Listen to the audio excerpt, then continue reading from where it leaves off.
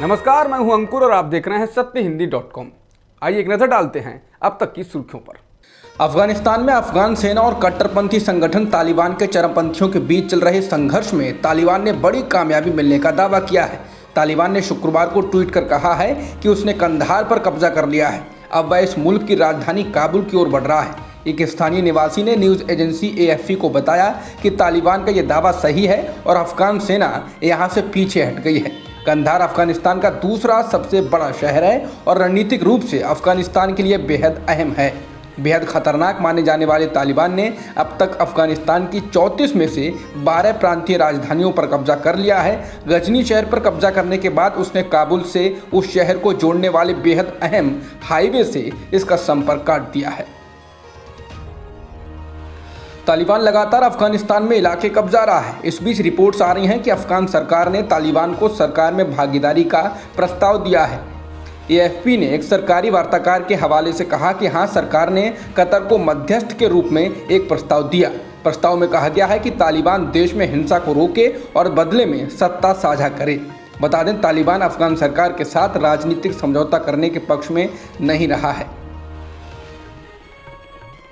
उत्तर प्रदेश के कानपुर में असरार अहमद नाम के रिक्शे वाले को सरेआम पीटने और उससे जय श्री राम के नारे लगवाने के मामले में 3 आरोपियों को गिरफ्तार किया गया है।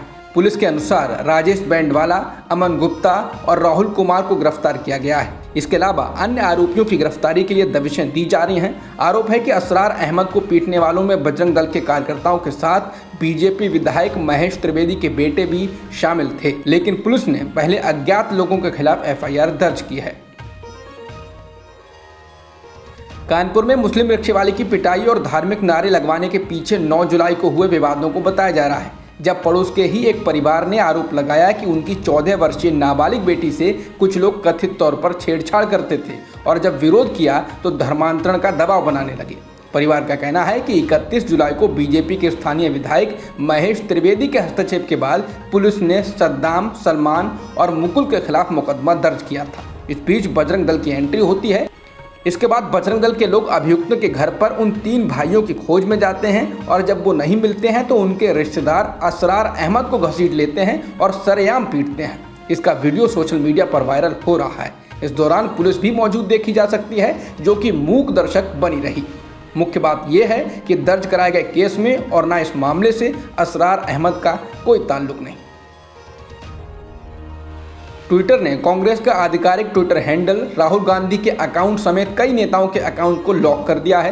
कांग्रेस का कहना है कि ट्विटर ने 5000 कार्यकर्ताओं के अकाउंट लॉक कर दिए हैं। इस बीच कांग्रेस ट्विटर और मोदी सरकार पर हमलावर है। हालांकि कांग्रेस नेता प्रियंका गांधी ने कहा कि जब BJP सरकार ट्विटर के साथ मिलकर न्याय की मांग वाली आवाज़ों को दबा रही है, तब ये नहीं भूलना चाहिए कि असल मुद्दा क्या है। प्रियंका ने कहा कि असल मुद्दा यह है कि 9 साल की दलित बच्ची के साथ जघन्य बलात्कार और जबरन अंतिम संस्कार के मामले में दिल्ली पुलिस ने 15 घंटों तक FIR दर्ज नहीं होने दी। प्रियंका ने इसके साथ ही कहा कि प्रधानमंत्री जी, क्यों आपने इस जघन्य अपराध को लेकर एक शब्द नहीं बोला।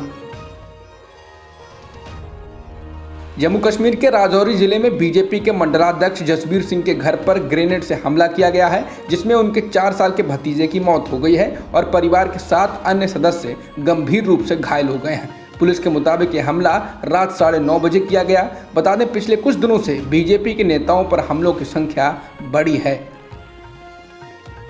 भारत में एक दिन में 40,000 से अधिक कोरोना संक्रमण के नए मामले दर्ज किए गए हैं और 585 लोगों की मौत हुई है। फिलहाल देश में सक्रिय मामले 4,85,000 के आसपास हैं।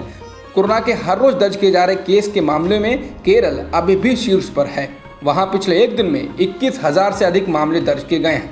वहीं दिल्ली में लगातार दूसरे दिन एक भी मौत दर्ज नहीं की गई है और केवल 49 संक्रमण के मामले दर्ज किए गए हैं।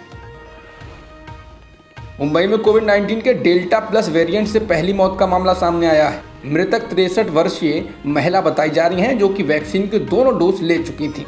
महिला को डायबिटीज समेत कई बीमारियां थीं। अब तक की खबरों में इतना ही। बाकी खबरों के लिए बने रहिए सत्यहिंदी.com के साथ। सत्य हिंदी का ऐप डाउनलोड करें गूगल प्ले स्टोर पर।